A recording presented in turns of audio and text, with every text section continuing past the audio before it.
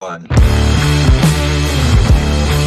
Managing retail is complex. Hello, everybody. The review my name windows, is Bruce the buyer Montgomery, and this is my colleague Tracy promotions, Priest. Distributor coordination. Hello, everyone. The follow-ups. And that we're fall with through the Road to cracks. Retail. And most On our brands are podcast, juggling Tracy all and of I it hope to across offer multiple insights tools. and ideas Dismerse for how is the emerging first small CRM and challenger built specifically for CPG, consumer packaged brands. goods, brands can Retailers, establish and category grow review their cycles, business. Promotions, Bruce and I have been contacts, working in all connected CPG in commercial one platform. operations for We over would like 30 to years, extend a special working on offer brands to the of Road all to Retail sizes. listeners. By commercial We are making operations, we mean available all the aspects Bismarck involved Trade in Show establishing Tracker for free. and growing brands Keep track across of all channels of your and trade show platforms. activities. On our show, You can we bring download it on now from guests the show that are notes brand in this founders, episode, leaders, investors, just in time as for well as Expo all West. kinds of suppliers to these emerging brands that are subject matter experts to share their unique insights with the audience.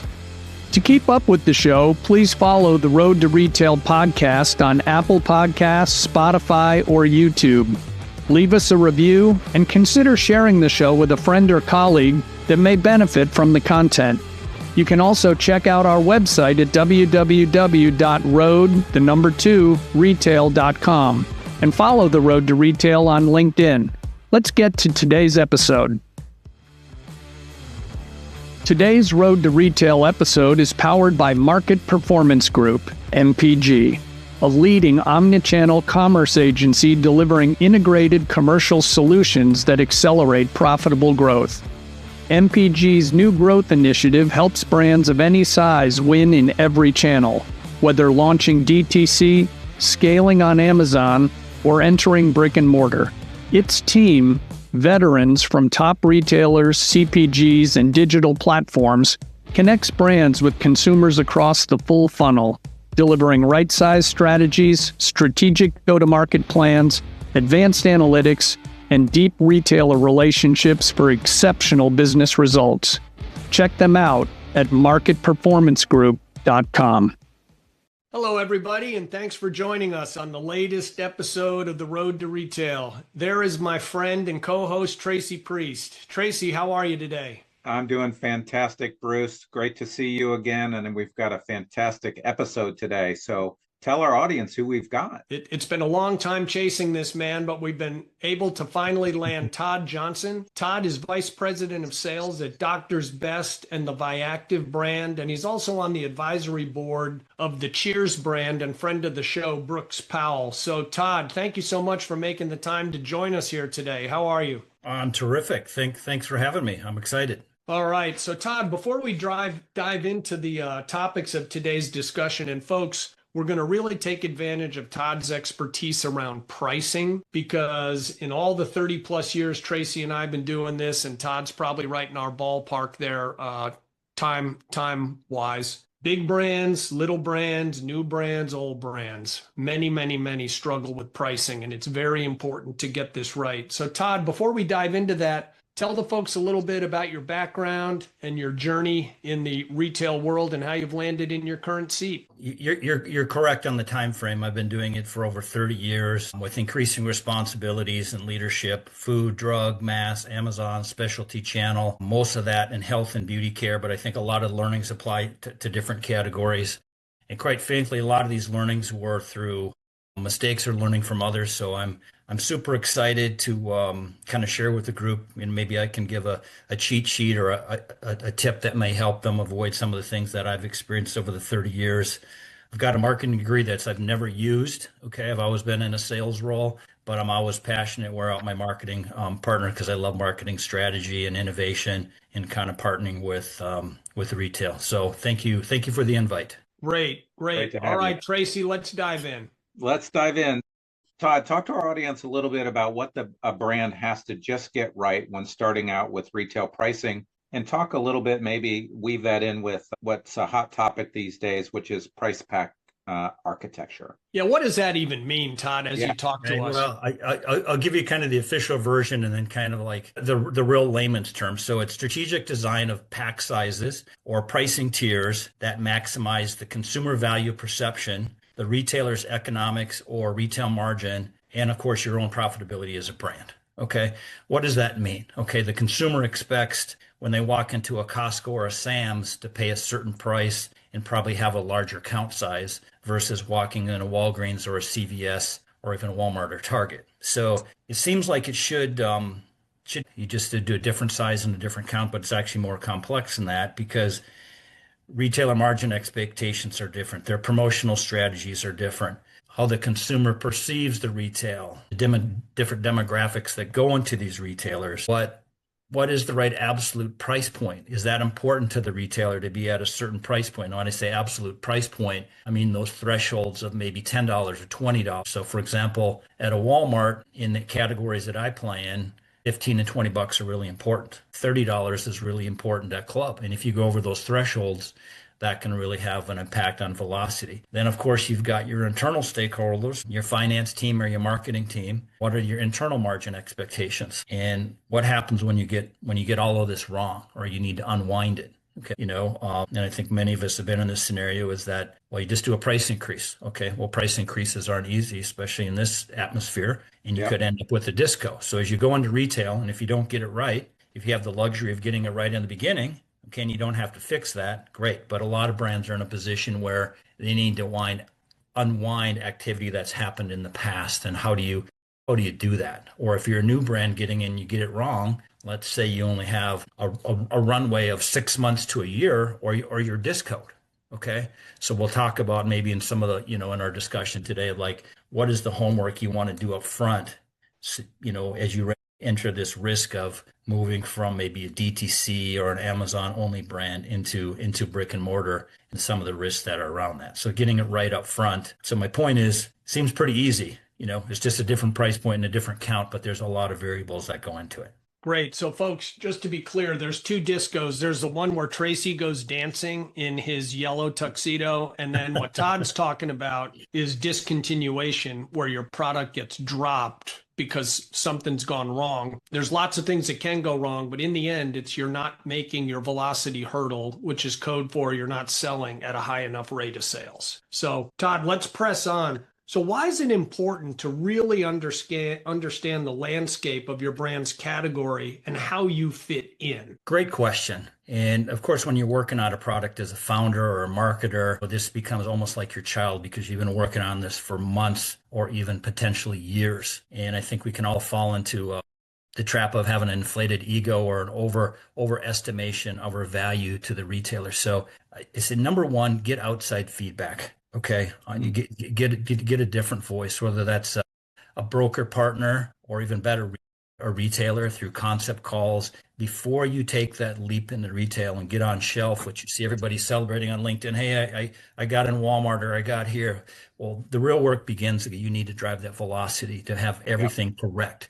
So my point is get the feedback. Sometimes you're not going to like it. If it takes longer to get it right, do that. But you have to ask yourself, several questions. Why would the retailer carve out space for you? What makes you special? I mean, should they put you in because you've gone viral on social media? You've got superior science. You've got new innovation. You got a higher price. You've got a hot price point.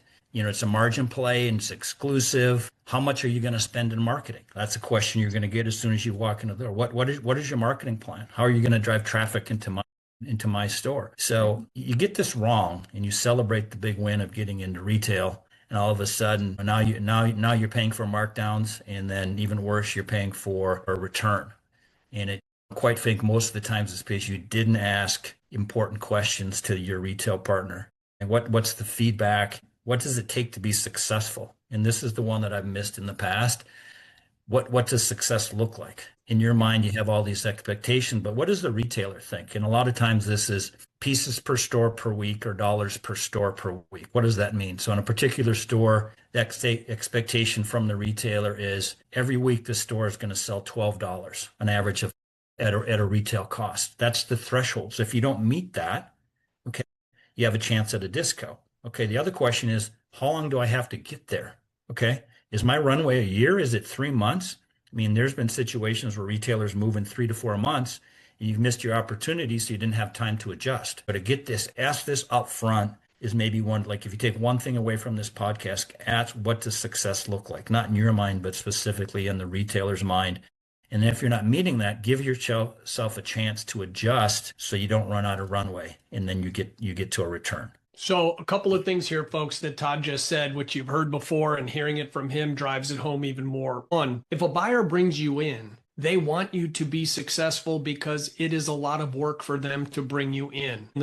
What does success look like? Like Todd's talking about, Tracy and I've talked about this with other guests. It's not a secret, but sometimes they forget to tell you. You have to ask. What does success look like? Everything Todd said. What are my velocity hurdles? What's my rate of sale? Are they measuring in units or dollars?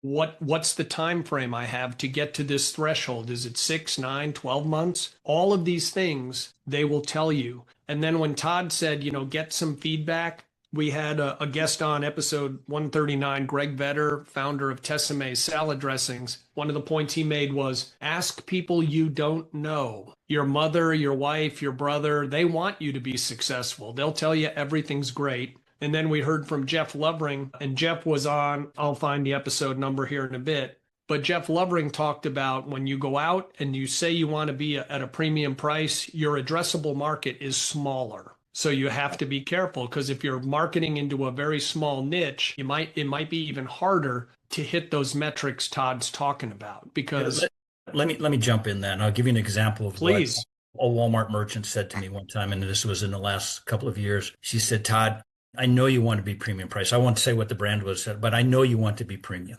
Okay. Which in this case meant between $25 and $30. I know you aspire to be there, but here's how we view you.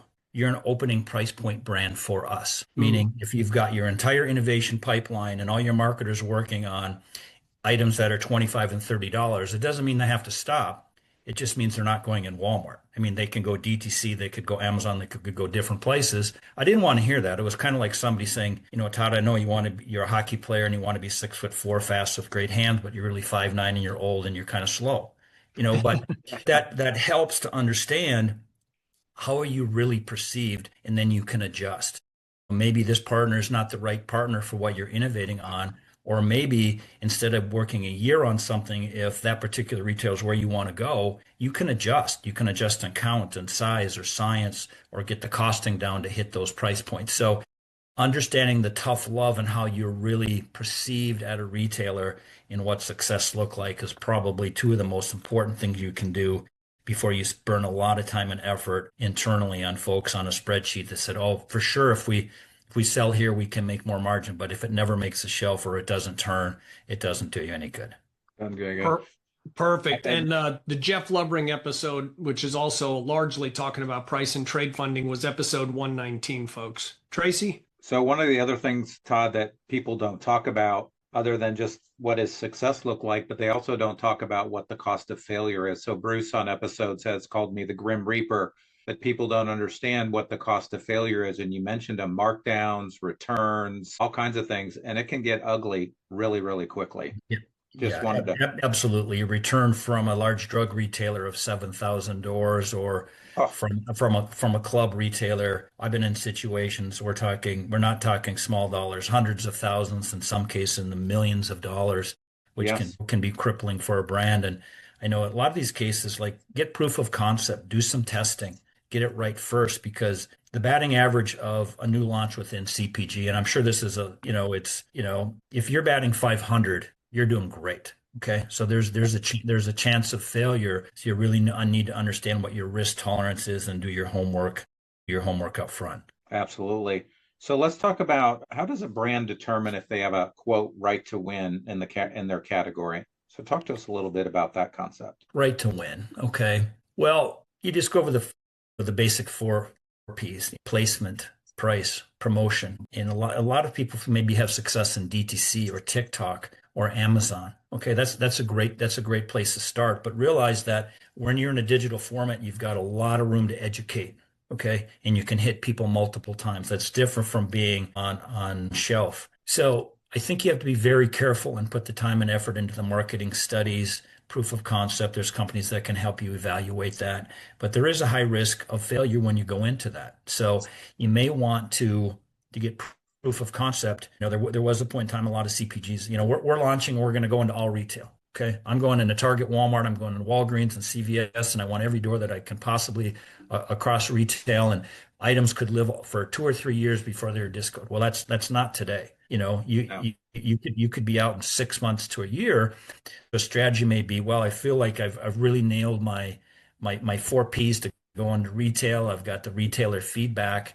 Maybe you start with one retailer that really matches your brand so you can adapt. Okay. You can think of when Ollie launched maybe about a decade ago. They launched in Target first and they adapted and they changed over time. So give yourself time to educate. Going slower in learning sometimes is going better than going fast and putting yourself at a kind of a different risk profile, because velocity is key. Pieces per store week or dollars per store per week. How much are you willing to invest in marketing if you're not meeting those thresholds? Just because you got it on shelf doesn't mean it's going to work. Just because you're successful on DTC or Amazon doesn't mean you're successful on shelf. You've got, 5, 6, 7, 8 seconds to capture that person when they're on shelf. How does it stand out? So proof of concept, it's a tough one. I would just urge yourself to do your homework first and maybe walk before you run.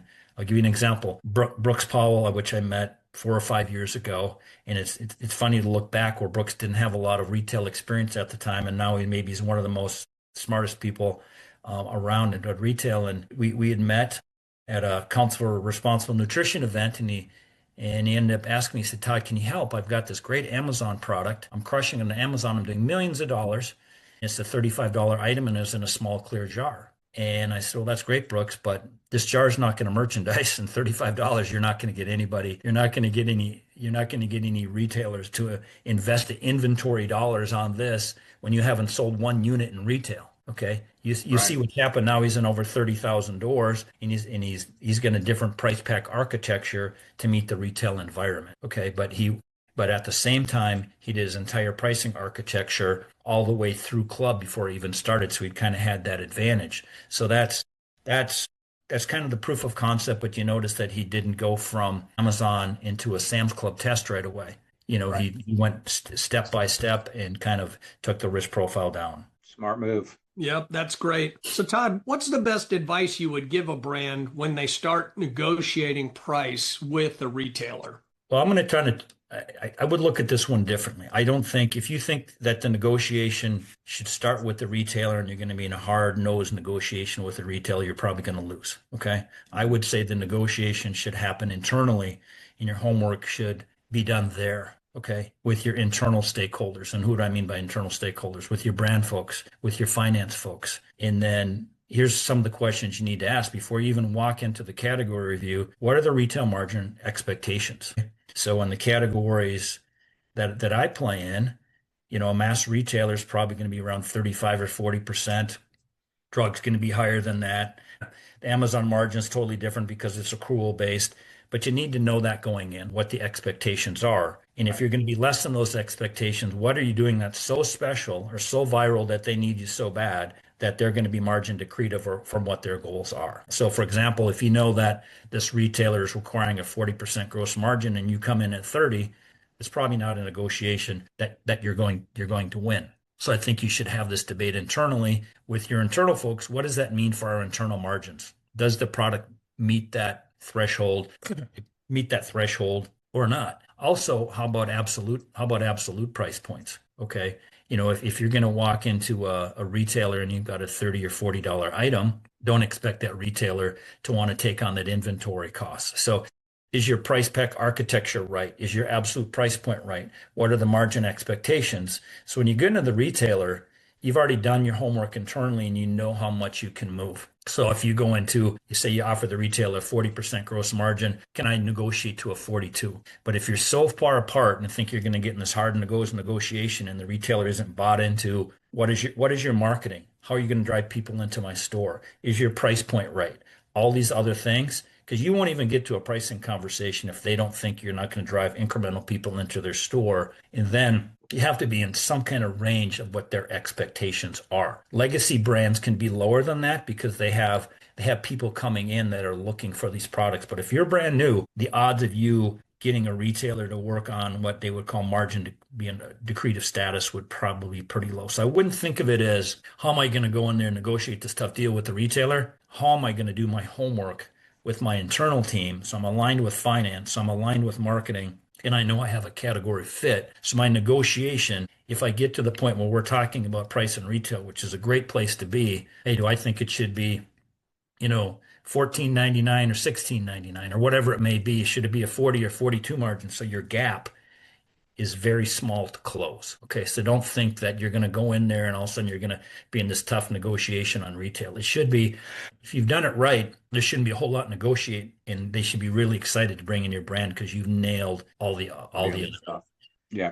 So the key is to do a lot of this homework in advance, and because you've hopefully maybe pre-shopped this with the buyer at the retailer you're approaching, there's still going to be some negotiation, but it shouldn't be a complete jump ball where you don't know what to expect. Todd, what's your thought on, I used to call it the basement price. What's your thought on having to say no and walk away? When maybe the whole company is really juiced to get into XYZ and you're willing to go to this price and it's just not going to happen. How do you provide a little experience to the folks listening and say, guys, you got to know when to walk away? Well, some of the best decisions you'll make are when you say no. Okay, you get yourself into like you've over negotiated so far where your internal margins are so low that you can't afford to invest in the brand. Okay, let's say you pull your retail back so far, your internal margins are so low that you can't pull any triggers on anything that would make your brand go viral online or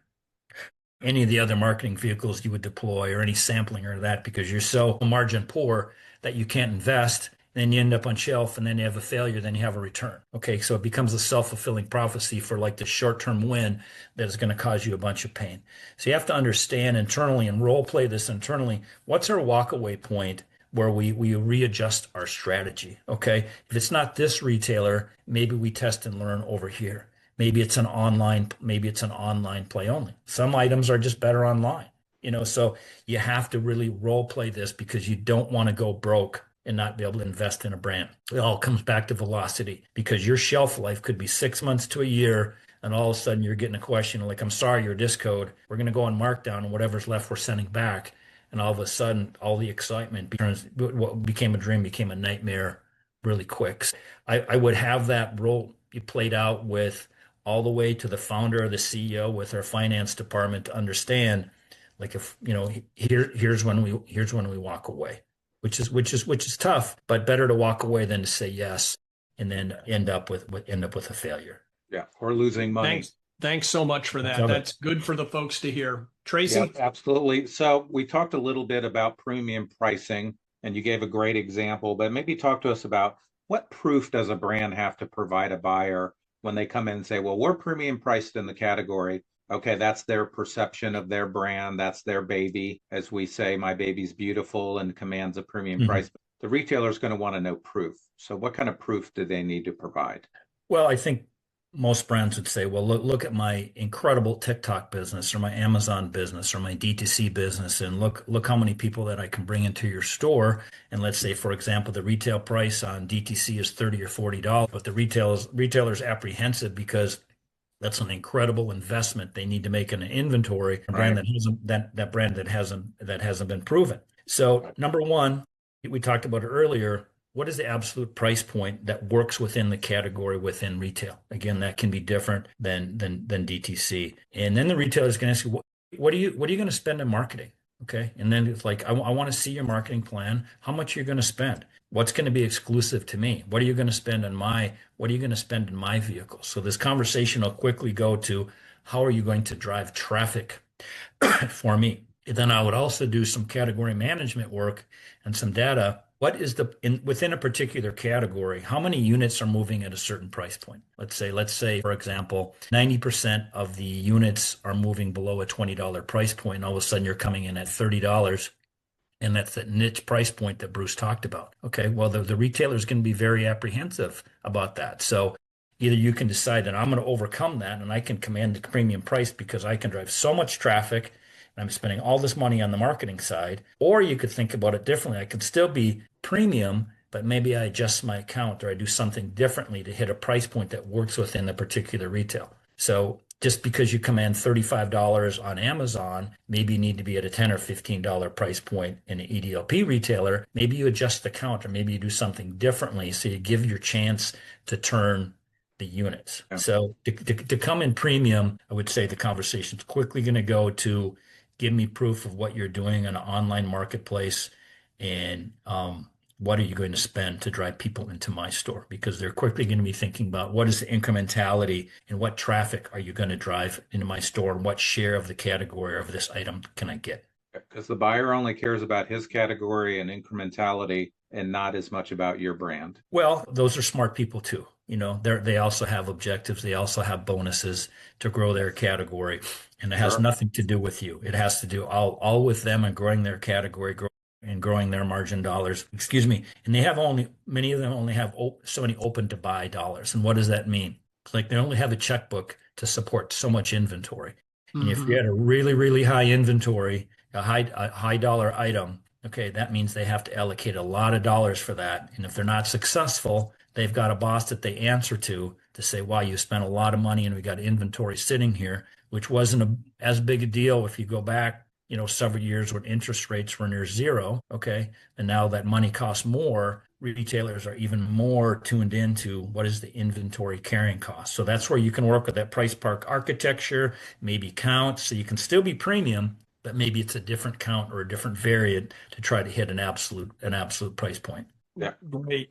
So Todd, now we're going to walk, I think, straight into your wheelhouse that you set up front. A lot of emerging brands, they get so excited to sell stuff that they wake up one morning and they're in several retailers, some online, some brick and mortar, some both, but they've got 8 different price points. So how do you counsel a brand to tell them, look, retailers are looking at your pricing and they're looking everywhere. So talk a little bit about the importance of having the discipline of keeping control over your pricing. Well, this is a huge topic. We could do an entire podcast just on this topic. Well, we're thinking of a mini series later, but we're waiting to hear back from Netflix. You could do it, and there would be a lot of blood and a lot of pain to go along with this, because it's, the first thing is, like, if you can get this right out of the gate and avoid this pain, because many of us have lived through this, and to get your pricing tiers set up front. So, for example, in a perfect world, you would have all this set up before you entered into anything. And maybe you'd have 4 or 5 pricing tiers, which one would be a distributor, EDLP, high-low,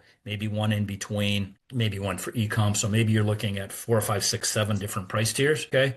And then you would have that with the different counts, and the values would be right for each thing. But let's say in your position where you don't have that, what happens? Where you have a legacy brand that maybe I just love to sell every retailer, and I've got all kinds of different pricing, and all of a sudden, maybe 10 or 15 years ago, that wasn't a big deal because we could sell it in and stack it high and we're making a bunch of money. But now you have a thing called diversion, which means somebody gets a deal. You cut a deal at a particular retailer, and they resell it on Amazon, and all of a sudden you're losing the buy box 50% of the time, and your sales are getting crushed.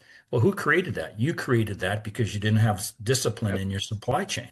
Okay, so I'm going to give you a great example. My CEO is named Gail Ben Susan, kind of a real legend within the CPG, and he runs Doctor's Best in the Viactiv brand. And on the Doctor's Best brand, which is a legacy brand that's with a lot of equity, has been around for a long, long time. He and the board had the courage to really implement MAP pricing. What is MAP pricing? Minimum advertised price. And it's been the retailers really respond to this because they know that you're managing the equity of your brand and you're enforcing it of your brand, which means you might have to go through customer segmentation, that you don't sell every retailer or every small retailer that you did before that may be creating this diversion. You're being very disciplined on your pricing slopes and the pricing that you're selling each of these channels, and you have to unwind. I can remember going back 10 or 15 years at a place that I worked out, and we had some legacy brands. We maybe had 200 or 300 different pricing sheets. Everything was ad hoc, and it took nearly a decade to clean it up. So there are no secrets in retail, okay? Because we've got pricing algorithms at Walmart, Target, and Amazon. So for example, you lose control of your supply chain. Somebody gets a hold of your products, whether it's stolen or you've cut a deal and ends up on Amazon. Amazon price goes down. The Walmart algorithm picks it up. They match. Target algorithm picks that up. And then you're in the circle of death of algorithms where your pricing is sunk. And it's something that you created because you didn't have the discipline to have your pricing right up front. And it is a painful experience to unwind. Well, folks, another thing to build off of what Todd said, that what happens when you don't make velocity and you get discoed or returns, sometimes you get told that the item has been destroyed when it really gets dumped out the back door, and this stuff ends up online. And if you're selling an item that might retail for $12, suddenly you see it out online for $8.99, and everyone's wondering where that came from. And as Todd just said, part of the problem was created by you. You had no discipline. You expanded too fast. You couldn't hit hurdles. Everyone got excited for this big order, and disaster. And mopping up excess inventory on Amazon takes a long time, and it's not fun. And then all these algos, as Todd said, they pick each other up. Thing is, they don't adjust back. It takes a long time because they might pick up a promotional price at, say, Target. Walmart lowers, but they don't realize that that's a 30-day price at Target. And then you have to deal with, another account over and over to get it to flip back. Todd's right. What retailers really appreciate, and we're implementing it now at Doctor's Best, is map pricing. Okay. Retailers love when they know that you are controlling your brand. Okay. And monitoring your price on Amazon, and you're preserving the brand equity. Okay. Retailers do not like to get beat on price. They understand that there's different business models and it happens once in a while, but you're not going to live long term if you don't have control over this. There's going to be some point where you just wear retailers out because you don't have control of it.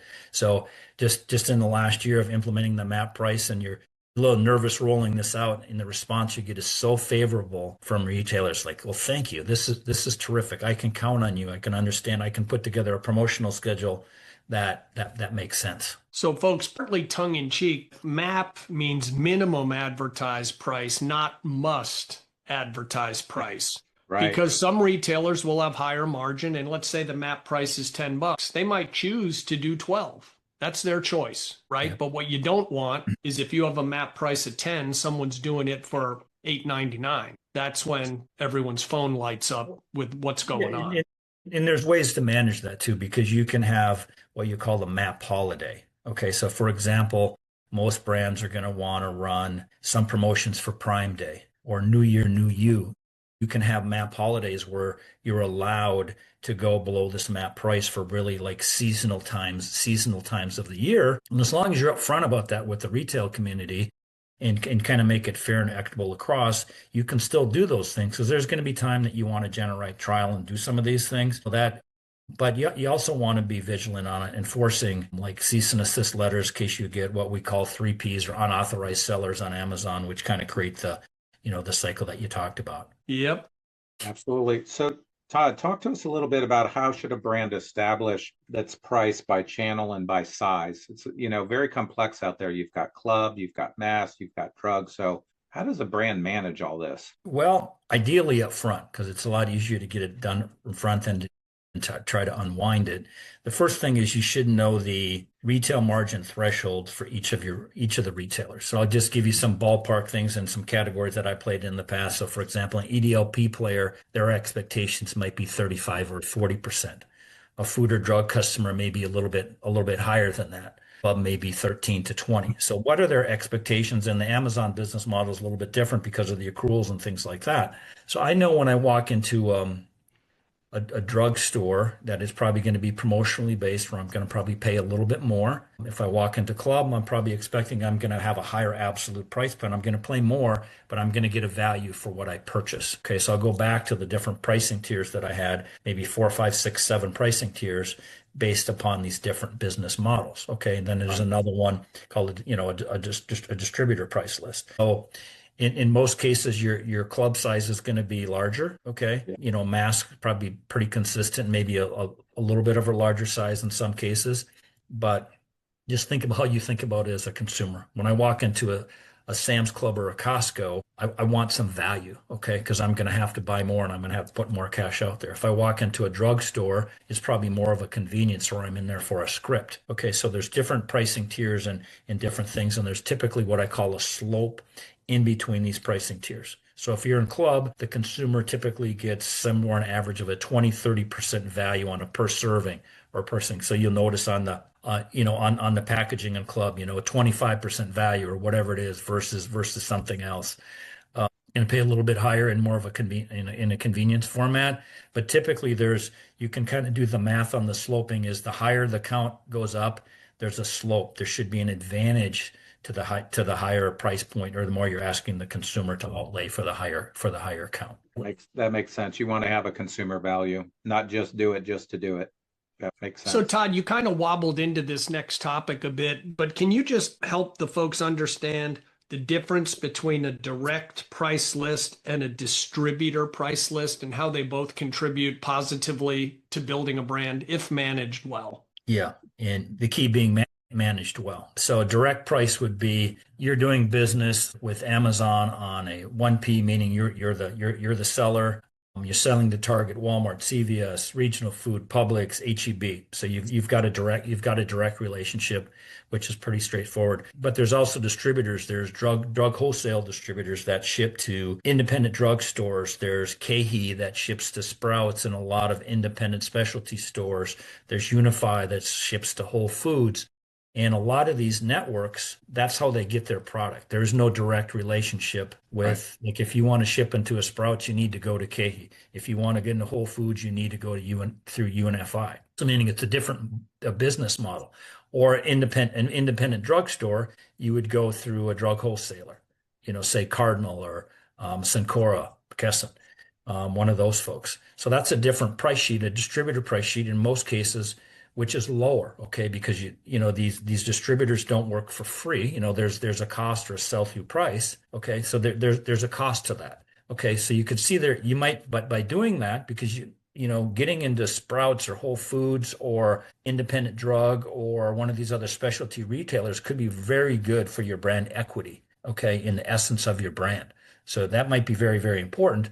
However, if you have this distributor price sheet that maybe provides for the margin for the distributor, what is there room for? There's room for diversion if this is not handling. What I mean diversion, we go back to the point of all of a sudden you have a bad actor here, which didn't put it in their independent drugstore. They're actually selling it on Amazon, creating you an issue on the other side. So you have to be very, very careful on how this is managed and keep your supply chain tight. But that doesn't mean you forego the distributor model, because some of these retailers may be very, very important to your business. Drug wholesalers selling to hospitals and a lot of things like that also.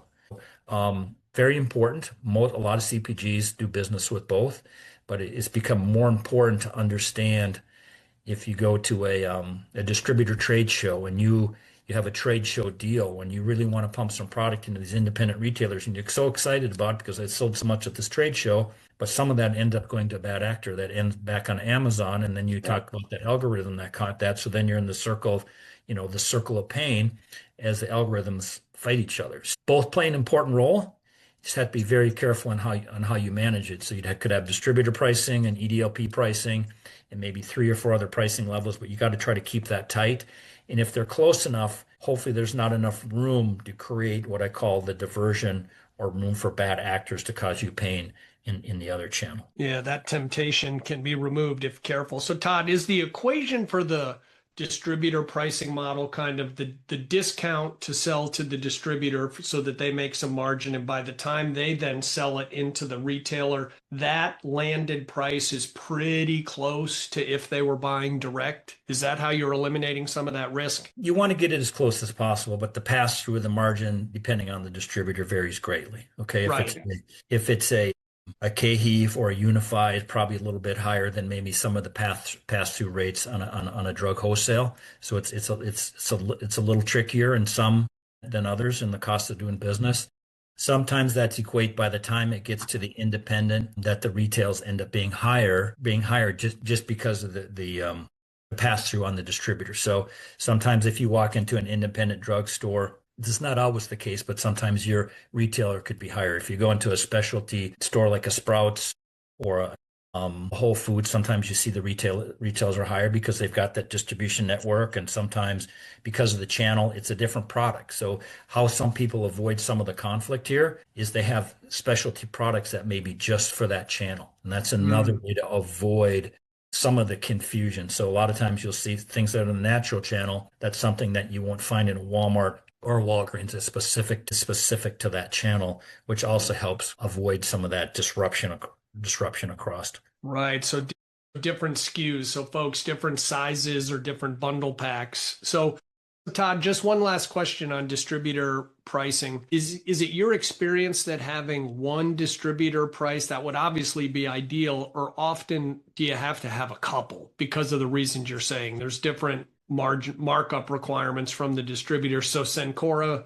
do you need a Cencora distributor price list, a KeHE distributor price list, and a UNFI, or do you just kind of have one and do your best to blend it? I think in most cases it's probably a little bit different, but a lot of times when you go into a specialty store, sometimes the product is different than just count and size. It's a totally different product with different perceived benefits, and sometimes it's more premium.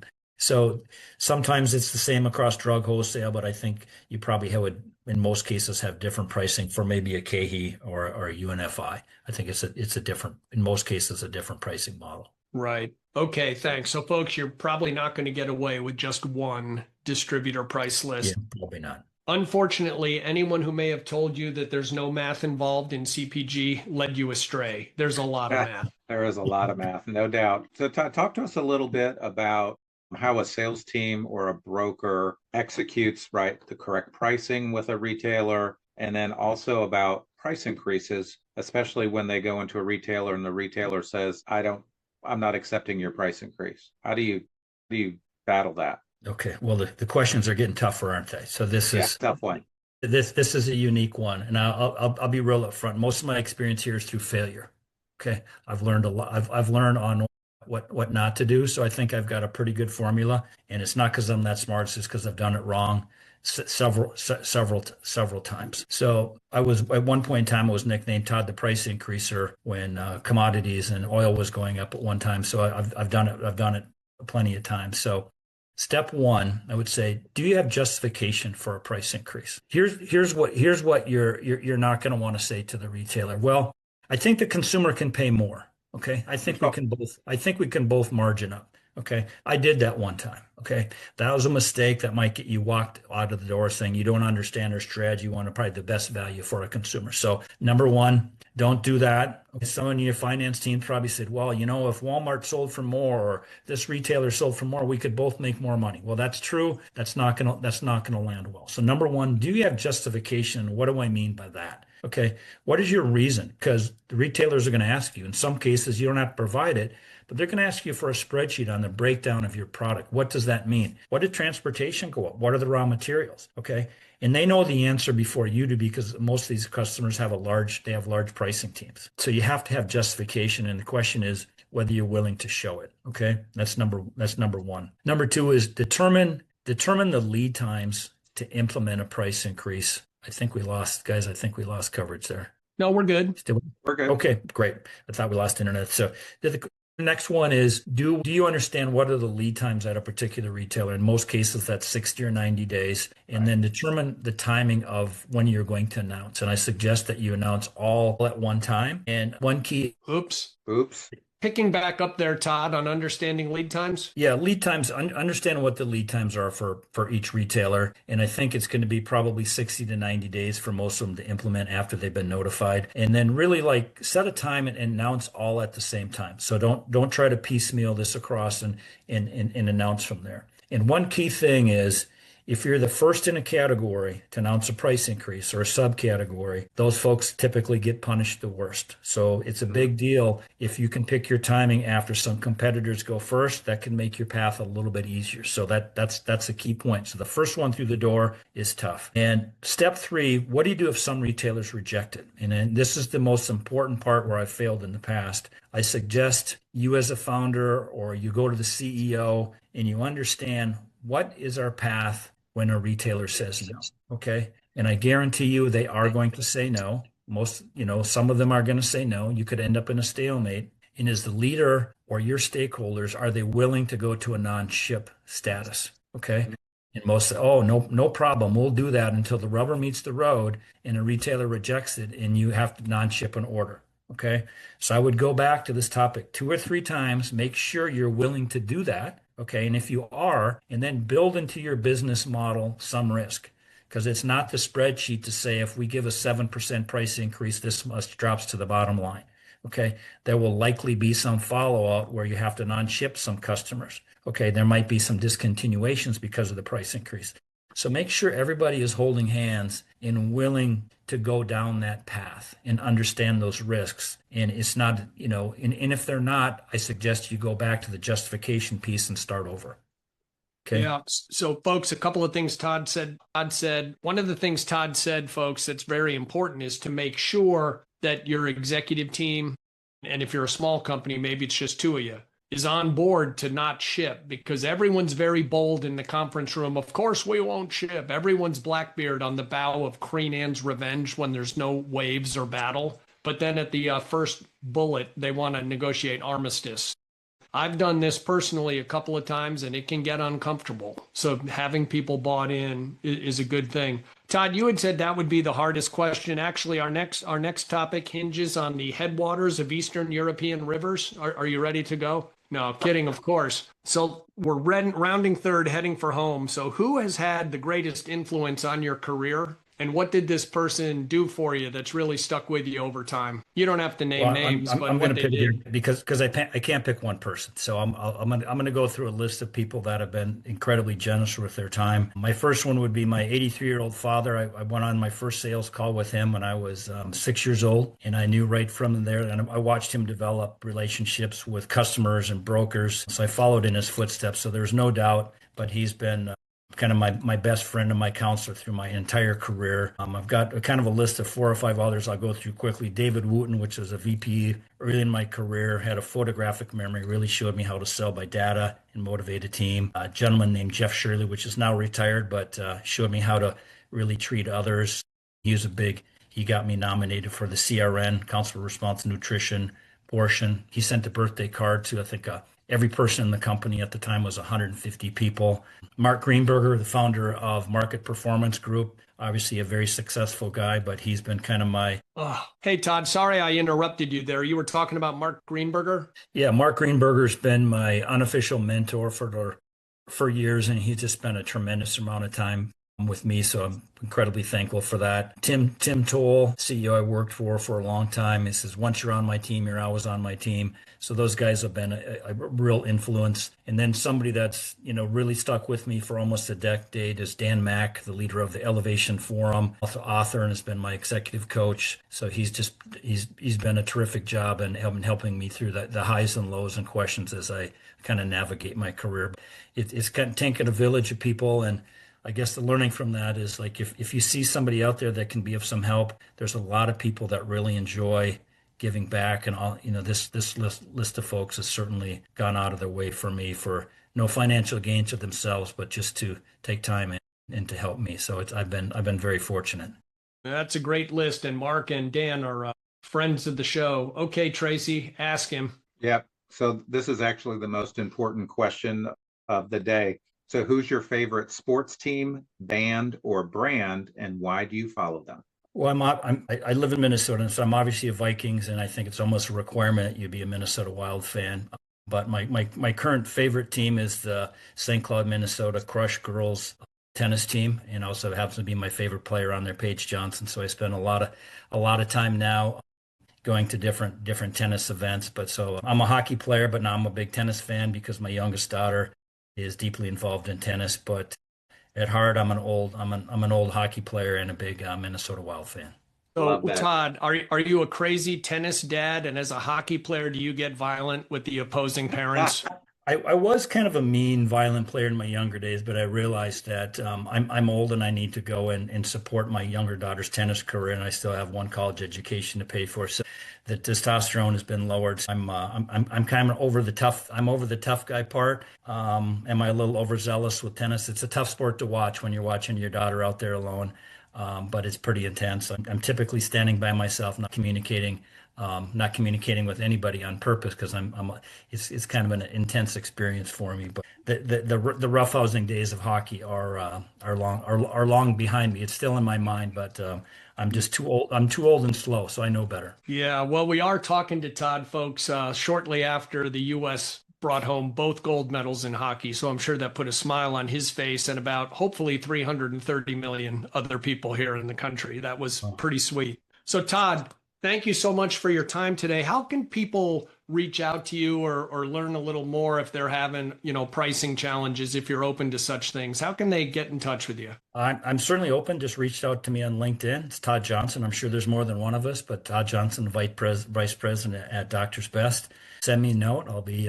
It's really gratifying to try to help other people and maybe give you a little cheat sheet and avoid some of the the pain that some of us have lived through some of our mistakes. I'm happy to help out. Just reach out to me on LinkedIn, and I promise I'll respond. But I sure do appreciate you guys having me on today.